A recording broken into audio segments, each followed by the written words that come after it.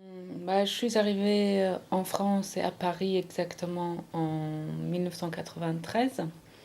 Donc cela fait maintenant 13 ans et demi, puisque je suis arrivée juste le janvier de 93. Et donc je connaissais Paris déjà en Iran, mais à travers des livres, la littérature, les romans que j'avais lus. Donc j'avais imaginé Paris, fantasmé beaucoup sur Paris, et c'était mon rêve d'être un jour étudiante à Paris et vivre dans une chambre de bonne à Paris. Ça, c'était un de mes rêves d'adolescent. Et donc, effectivement, je dirais que Paris était même au-delà de mes rêves lorsque je suis arrivée à Paris, surtout Paris nocturne. C'était la beauté de Paris nocturne dépasse la réalité. C'était le cas pour moi la première soirée où je suis allée me promener sur la Seine, sur le pont des Arts, au pont d'Alexandre III et tout ça. Et donc, et aujourd'hui encore, c'est la même chose. Pareil, il y a quelque chose de magique, de irréel en fait, mais en même temps quelque chose une beauté tangible, mais d'un autre côté magique et fantomatique, je dirais. Et ça, c'est vrai, c'est le cas. Je veux dire que après presque 14 ans, Paris, Paris est toujours hum, voilà, pour moi, Paris, c'est la ville de mille et une nuits, en fait. Aussi paradoxal que cela puisse être, c'est comme si une ville qui sort d'un coup, d'un vase magique. Et donc, voilà, parfois même. Et ça, je le ressens beaucoup plus fort lorsque je m'éloigne de Paris pendant quelques semaines ou un mois maximum. Et lorsque je reviens à Paris, c'est exactement, je retrouve ces sentiments des premiers jours. Alors, métro, au début, c'était une vraie déception. C'est vrai. Je ne connaissais pas ce que pouvait être le métro avant d'arriver à Paris. Et bon, c'est vrai que c'était en plus en hiver, vous descendez dans le métro, c'est pas très gai. Et d'autant plus que j'ai vu tout d'un coup, Paris n'existe plus. Et alors, je suis une grande marcheuse. Je marche beaucoup à Paris. Je me déplace soit à pied, soit à vélo, très souvent. Le bus. Et puis, parfois taxi, le taxi. Mais j'essaye de je prends le métro, mais enfin, je n'adore pas ça, voilà. Donc, c'est pas ce que je préfère à Paris. Oui, Le oui. métro existe partout, et partout les métros sont un peu les mêmes. Mais je me déplace surtout à vélo, et puis j'adore flâner dans les rues de Paris. On peut dire on vit à Paris très anonymement. Mais ça, c'est quelque chose qui me plaisait et qui me plaît. Je veux dire, c'est surtout venu de l'Orient, où, vous savez, dans le quartier, l'heure où vous rentrez, vous sortez, c'est chronométré. Donc, c'est bien de vivre, même dans un immeuble, parfois c'est bien de ne pas connaître ses voisins. Parce que si jamais vos voisins ne vous plaisent pas, donc votre vie deviendrait cauchemardesque où il faut vraiment déménager. Or, bon, je veux dire que c'est pas, on choisit pas ses voisins, parce qu'on ne les connaît pas normalement quand on achète ou on loue quelque chose. Et ça, c'est plutôt, je dirais, assez sympathique de pouvoir vivre euh, dans l'anonymat à Paris, mais parfois cela va jusqu'à l'isolement. Et cet isolement, je dois dire, je l'ai connu à Paris, surtout au début, c'était difficile. bon, il y a beaucoup de gens qui vivent d'une façon très solitaire dans des grandes villes, que ce soit Paris, j'imagine, à New York, ça doit être le cas. Encore que les Américains sont plus chaleureux dans le contact superficiel. On dit que c'est superficiel, mais ma foi, on ne cherche pas à avoir une relation approfondie avec tout le monde non plus. Mais bon, Paris, les Français, surtout les Parisiens, sont pas. Enfin, surtout les Parisiens. Dans d'autres villes, c'est différent. Hein. Comme Paris, c'est bon, c'est une ville. Donc, on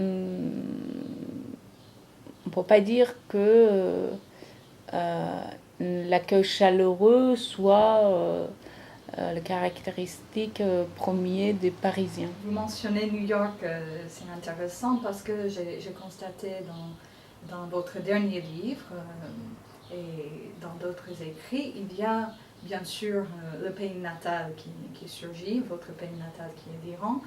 Il y a Paris, notamment, comme lieu en France que vous évoquez. Et il y a de temps en temps l'Amérique qui surgit. Est-ce que vous avez pensé à l'Amérique lorsque vous étiez adolescente, ou est-ce que c'était vraiment Paris et la langue française? Quelle est votre histoire peut-être avec la langue française? Alors l'Amérique, c'était pas une ville, une région en Amérique, c'était l'Amérique, comme tout le monde rêve de l'Amérique, voilà. C'était l'Amérique et aller en Amérique, c'était bien sûr un rêve. Et d'ailleurs, en Turquie, j'ai essayé d'obtenir le visa d'Amérique, mais hélas, j'étais jeune et je n'avais pas quelques centaines de milliers de dollars sur mon compte en banque, donc je n'ai pas pu obtenir le visa. Mais la France, par contre, il n'y avait pas la France, il y avait Paris. Je veux dire, voilà, vous voyez, il y a une distinction très nette. Donc, et ça, Paris, c'était, l'Amérique était depuis très jeune, je veux dire, vraiment, même 5-6 ans, parce que j'avais des membres de famille qui étaient aux États-Unis lointains, on en parlait, donc on ne disait pas les États-Unis, on disait l'Amérique. Et, mais Paris, c'était dès l'âge de très jeune, enfin 12 ans, lorsque j'ai commencé à lire, et à travers le roman de Victor Hugo, jusqu'à, je dirais, Romain Rolland et Sartre. Donc là, c'était vraiment la ville de Paris. Et une autre ville qui me fascinait toujours, c'était Rome. Par exemple, j'ai jamais fantasmé ni sur l'Allemagne, ni sur Berlin, ni aucune, voilà. Mais Paris, et puis Rome et l'Amérique. Alors, ça c'était. Mais en ce qui concerne la langue, ma deuxième langue au lycée, au collège, au lycée, c'était l'anglais. Et donc, effectivement, j'envisageais aussi au départ d'aller aux États-Unis, sinon dans un pays anglophone, car j'avais quelques notions d'anglais et je parlais, comme tout le monde, un peu cette langue.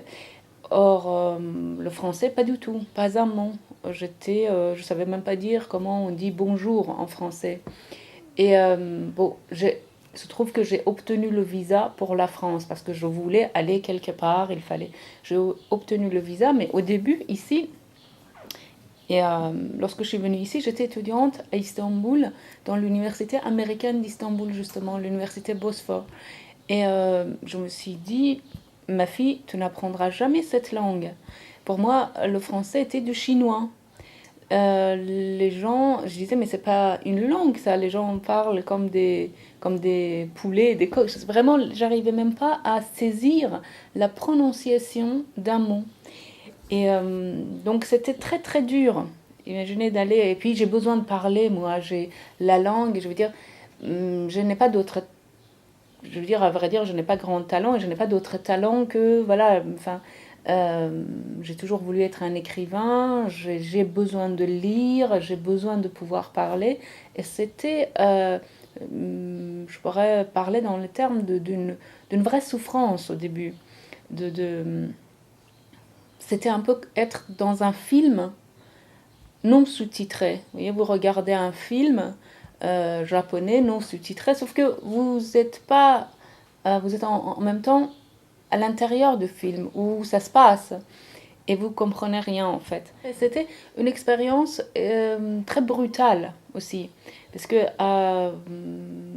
je sais pas, très jeune, j'avais 25 ans quand je suis arrivée en France, à Paris, et à 25 ans, quand on apprend à dire les phrases les plus élémentaires, savoir je m'appelle Chartort, j'ai 25 ans et toi, vraiment à apprendre à dire ça.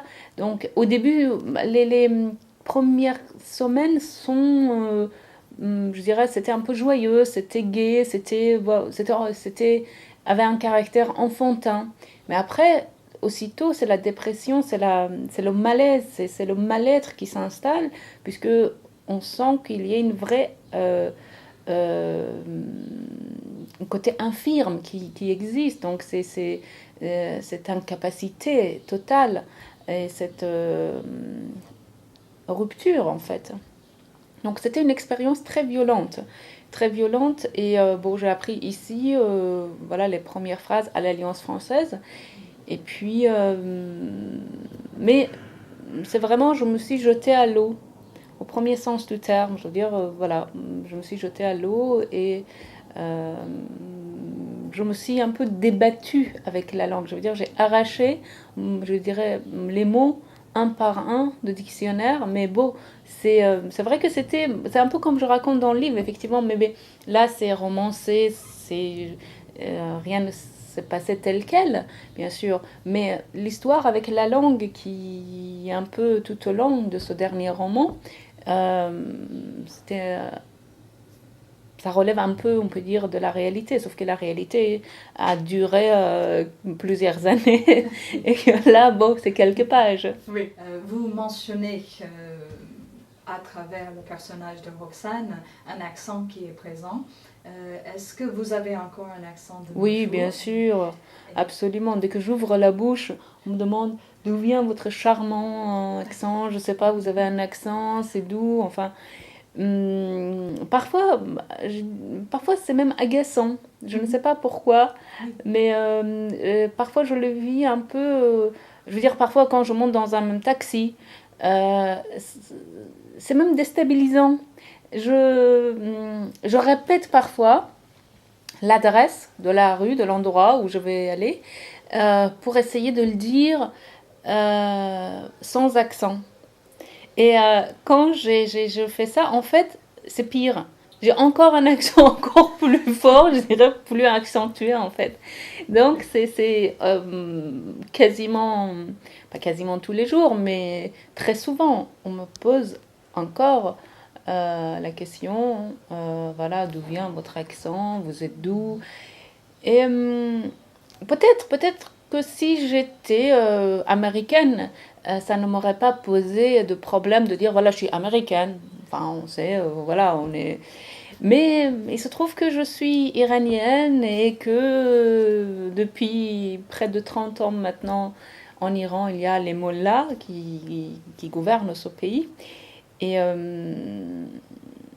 donc, ça, tout de suite, cette réponse engendre d'autres questions sur la politique, sur la situation internationale, sur la situation là-bas. Donc, c'est une sans cesse, vous êtes confronté à un passé, à des choses plutôt douloureuses, difficiles, et, euh, et donc, oui, c'est. Mais ça, je ne sais pas, peut-être que je me trompe. J'ai l'impression qu'aux États-Unis, ce n'est pas comme ça.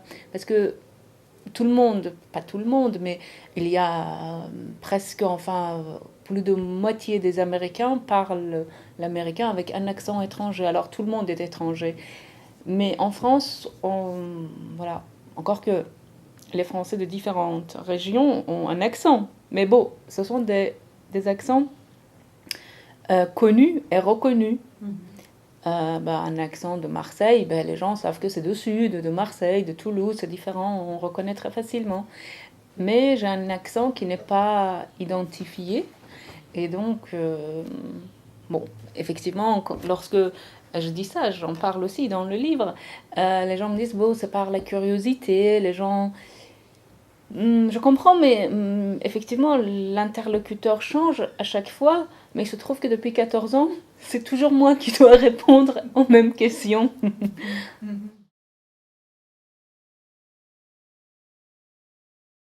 Ça, je veux revenir sur une chose, sur les questions des origines, quand on me pose la question d'où je viens. Bien sûr, je ne nie, il n'est pas de question de nier ni mes origines, encore moins les expériences connues, vécues. Mon passé sont mes trésors. Ce sont mes trésors. Qui voudrait se défaire de ces trésors, bien que c'est lié avec beaucoup lié avec beaucoup de souffrance. Mais bien sûr, c'est mon histoire, c'est ma vie, ce sont mes racines sont en moi, je ne suis pas du tout quelqu'un de déraciné, je ne me sens absolument pas. Avant tout, je suis une orientale, je dirais même azérie, ce sont mes origines, et donc je ne renie absolument pas, mais ça ne veut pas dire pour autant que dans un magasin de chaussures, dans un taxi, dans un restaurant ou n'importe où, que j'ai envie de mettre sur table mes origines, mon passé. Mes livres d'ailleurs, on parle de mon passé, de mes origines, bien que tout soit romancé. Mais encore une fois, je n'ai pas envie de n'importe où, à n'importe quel moment de la journée, de parler de mes origines, de l'Iran, des mollahs, de quand j'ai quitté l'Iran, je veux dire, et tous les jours, au menu. Je crois que si je remets le pied en Iran, avant même de descendre de l'avion, je serais complètement, voilà, voilà, je serais mise à mort. Mais je suis allée une fois en Iran avant de commencer à écrire, et c'était justement pour faire des recherches. Or, je vu que faire des recherches, c'est impossible dans ce pays. Euh, donc voilà. Lorsque je travaillais sur l'endoctrinement religieux, je faisais l'analyse des manuels scolaires en Iran. Je fais ça dans le cadre universitaire et c'est pour ça que je suis allée et je n'avais pas ces manuels ici et je devais les acquérir là-bas. Je l'ai fait et je l'ai fait venir par valise diplomatique. Et, donc je suis allée une fois, mais à l'époque, bon, je n'avais encore rien écrit. Mais depuis que j'ai écrit, l'idée de retourner en Iran ne me passe même pas par la tête. Et d'ailleurs, je n'ai même pas envie. Si un jour ça change, bien sûr, j'irai pour voir à quoi ça ressemble, de visiter, de passer quelques temps. Mais je ne pourrai jamais y vivre. Je ne retournerai jamais pour vivre en Iran.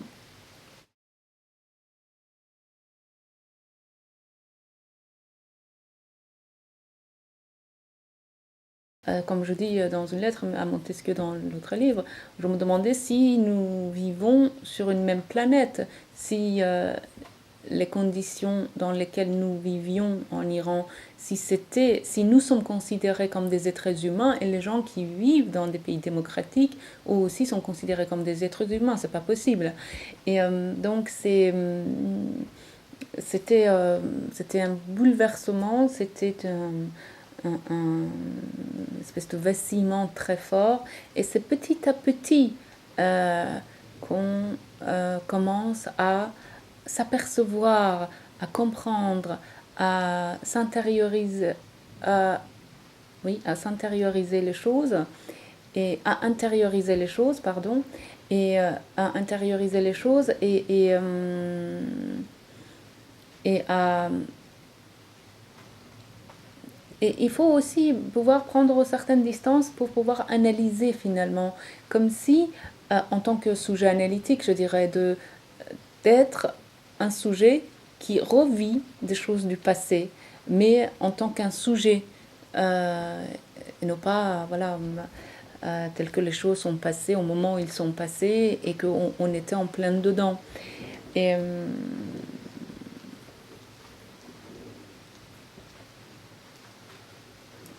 et ce n'est pas quelque chose de superficiel. Je veux dire que on pourrait penser que, voilà, quand je parle dans le livre, voilà, de se mettre à la terrasse d'un café, prendre un verre de vin ou là-bas, doit porter le voile. C'est beaucoup plus profond, c'est la notion de soi, de l'être que nous sommes. C'est ça qui est en jeu. Et c'est des choses qui...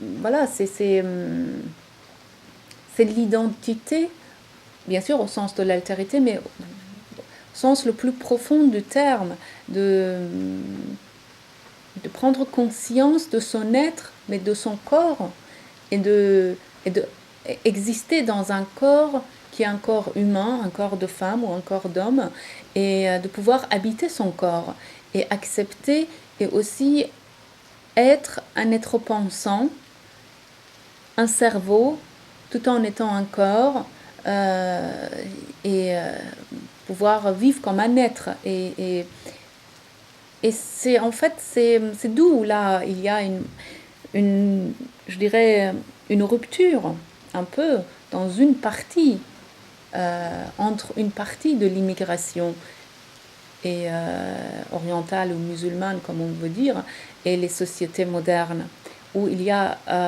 la perception de la vie, de l'être humain, de ce que doit être la vie, le sens de la vie, le sens de l'être est différent, est complètement différent.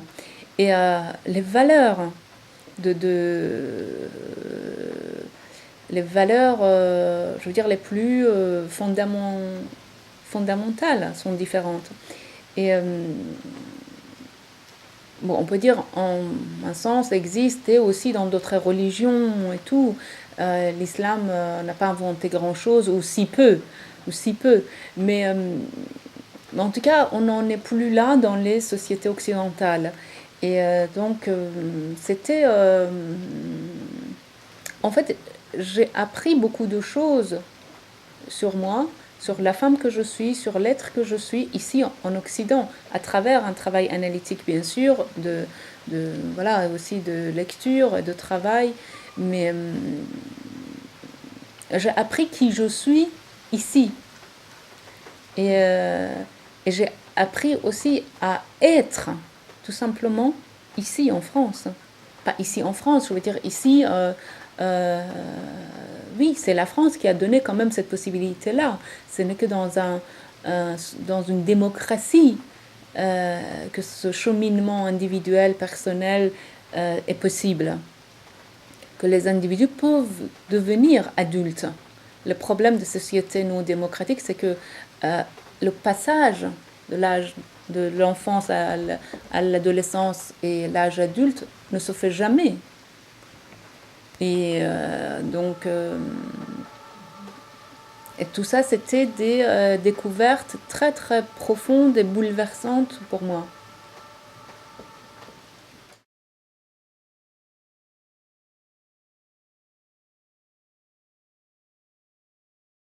J'ai beaucoup de noms, mais c'est une histoire un peu secrète. Oui, j'ai plusieurs noms, alors je ne savais pas lequel choisir. Très bien. En fait, Chartor de Javan n'est pas un pseudonyme, est-ce qu'on dirait, mais ce n'est pas mon nom officiel non plus sur le papier. Bon, tout le monde m'appelle Chartor depuis toujours comme prénom. Ou c'était le diminutif de Chartor quand j'étais enfant, qui était Dori. Comme Victoria, on appelle Vicky, enfin voilà, Dori, la fin de Chartor. Dori. Et, mais effectivement, sur mon papier, j'ai un autre nom, qui est le mien aussi, seulement. Et c'était, je ne sais pas comment le dire, c'était pour ne pas être que ça. Je ne sais pas comment dire ça. C'est ne pas, en tant que l'être que je suis, ou je dirais la femme que je suis, puisque il s'avère que je suis une femme, et ne pas être que ce nom d'écrivain. Chat, Dort, chat, c'est le chat d'Iran. Et puis j'avais le choix, soit l'écrire avec SH en anglais, soit avec CH à la française. Et bizarrement, ce qui pose un problème parfois, pour la prononcer. Pourtant, Charlotte, bon, ça s'écrit avec CH en français. Et oui, ça aussi, c'était de choisir CH ou SH ou SCH comme allemand. Et puis, voilà, Charlotte, Char, c'est le roi. Dort, c'est origine indo-européenne. Daughter, fille en anglais. La fille du roi, mais je ne le suis pas. Et puis, Javan, qui veut dire jeune. Et oui, aussi comment l'écrire. Et à la fin, je me suis rendu compte que j'ai mis deux T sans E. Pourtant, le T, ça se prononce comme Charlotte. Et deux N à la fin de Javan. Donc, on aurait pu mettre juste un seul N, E. Enfin. Et deux fois deux consonnes. Mais bon, je comprendrai un jour, certainement. La raison.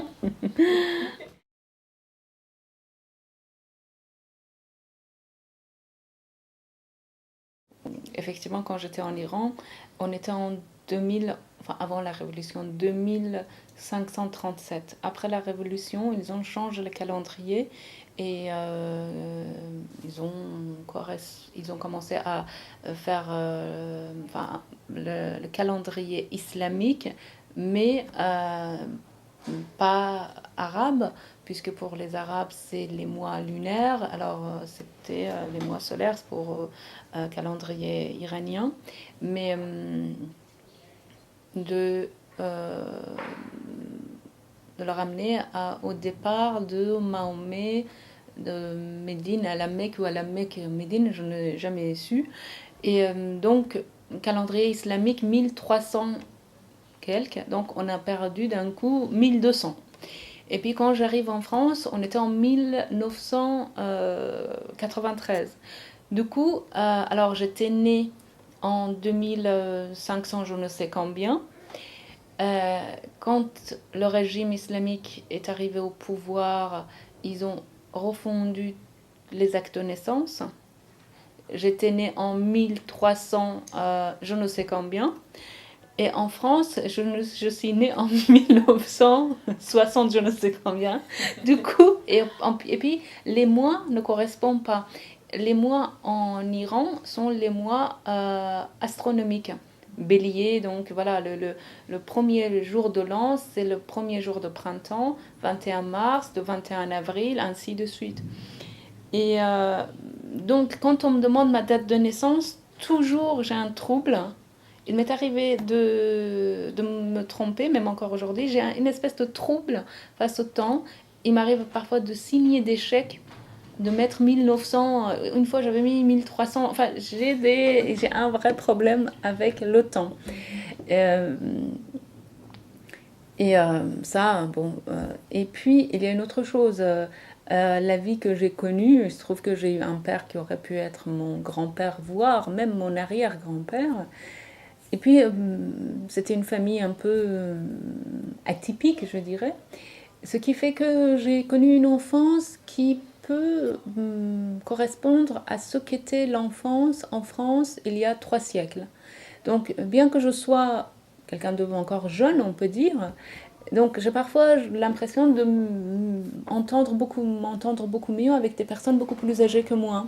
Parce qu'avec les jeunes, je veux dire, je n'ai pas une histoire partagée, je n'ai rien en commun. Voilà, c'est encore qu'il peut y avoir des gens très, je dirais, voilà, très mûrs pour leur âge. Donc voilà.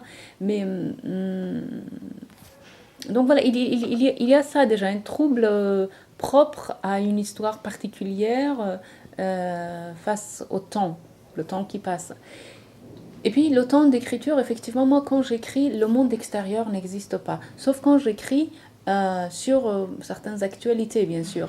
Mais quand j'écrivais, par exemple, mes romans, les 3 romans, le monde extérieur disparaît. Je suis vraiment dans cette espèce de espace-temps romanesque que j'essaye voilà, de créer.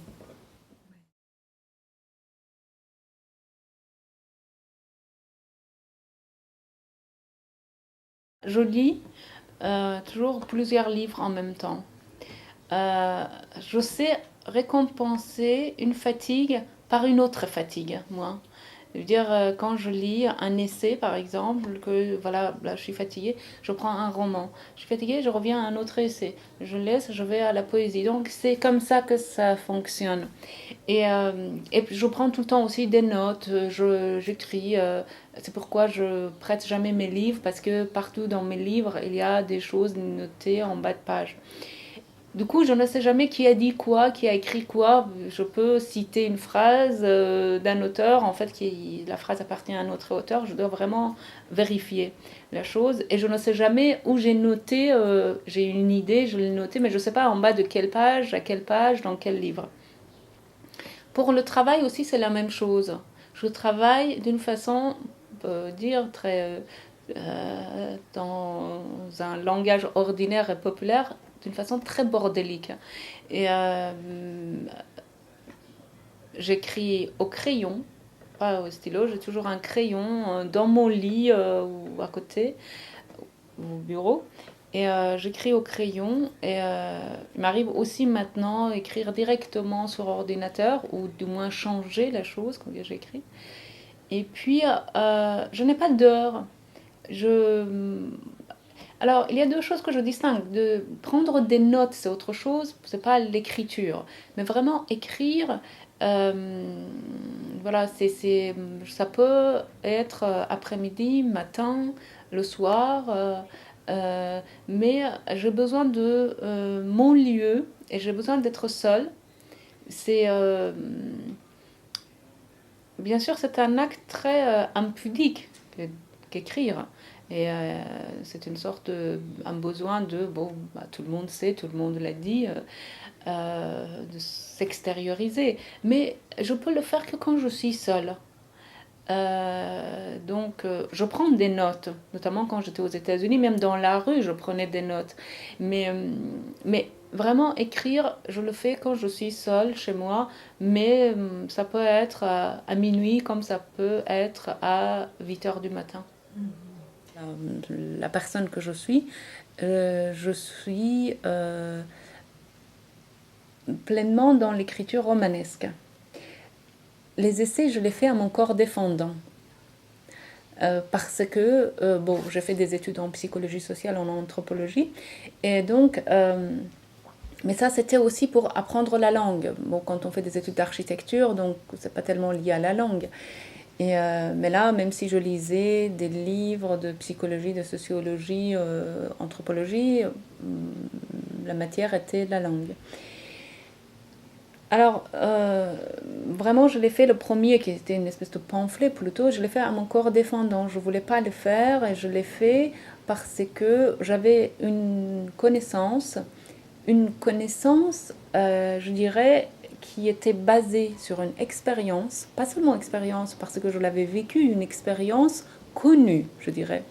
Et puis, une connaissance qui était une espèce de mise à distance de cette expérience et à pouvoir l'objectiver, conceptualiser, analyser et dans les termes, je dirais, scientifiques, de l'expliquer et de le mettre à la disposition des autres.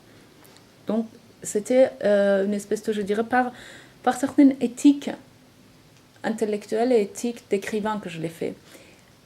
Et là, je travaille sur un livre qui ne serait ni roman ni essai, un récit, je ne sais pas quoi. Ça serait, je dirais, j'ai envie de faire un genre nouveau, je ne sais pas quoi. Et ça, c'est tout à fait vrai. Les trois romans sont différents au niveau de l'écriture, de ton, des personnages, mais il y a des points communs. Il y a même parfois, je veux dire, même des phrases qui viennent dans les trois romans, mais ce sont trois univers différents, le personnage différent, enfin l'univers différent et qui raconte des choses différentes. Mais je ne peux pas vivre sans défi. C'est pas possible pour moi. Sinon, je m'ennuierais trop dans la vie. Je m'ennuierais beaucoup trop. Donc, chaque livre, il faut que ce soit un défi. Il faut que ce soit j'ai besoin de me battre. quand on posait la question à beaucoup d'écrivains pourquoi vous écrivez, il y avait justement Beckett qui avait répondu la réponse la plus courte. Bon qu'à ça. Je me suis bon qu'à ça, bon qu'à ça. Si on dit vraiment pourquoi on écrit, je crois que personne ne voudrait même l'entendre. Vous voyez la réponse. Parfois, peut être très brutal, peut être très violent. Chez moi, je crois, c'est pour contenir, pour canaliser une force de vie d'une extrême violence. Et c'est ça. Et ma foi, peut-être si je dis j'écris pour ne pas assassiner, c'est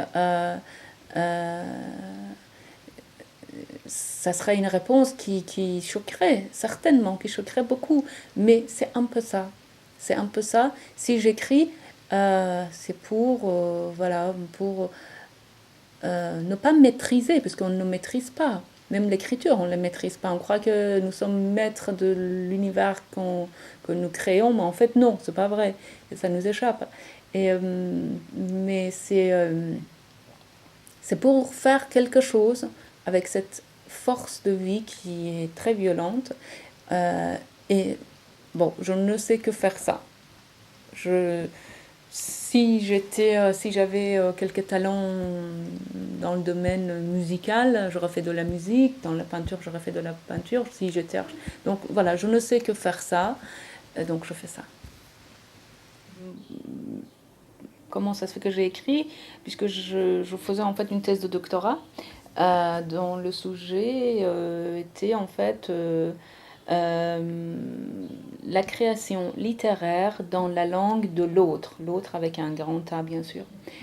Et finalement, bon, j'avais une espèce de théorie, qui n'en est pas une, que toute langue est la langue de l'autre. Ce qui dit Derrida aussi dans le monolinguisme de l'autre. Et puis c'est comme ça, je me suis mise un beau jour à écrire. J'ai toujours voulu devenir écrivain. Je voulais être écrivain, globe-trotter, astronome. Et donc voilà, astronome je ne le suis pas, globe-trotter non plus. Je voyage un peu, mais bon. Et écrivain, bon, je le suis devenue. Et j'écrivais, au début, c'était ce livre que tout le monde lit comme un roman, c'était des nouvelles. Moi, je l'écris au début comme des nouvelles. Et finalement, ce personnage qui n'a pas de nom, le premier personnage n'a pas de nom. Et la narratrice. Et donc finalement, je ne sais pas écrire de A à Z en fait. Moi. Et je n'ai pas de méthode. Le livre par où commence, ce ne sont pas mes premières pages d'écriture en fait. Donc après, je fais toujours un montage, un travail de montage un peu à la manière des films dans le cinéma. Et donc une fois terminé, mais je l'ai envoyé pas mal de maisons d'édition. Beaucoup l'ont refusé, beaucoup. Et puis voilà, Autrement littérature, enfin Autrement l'a accepté.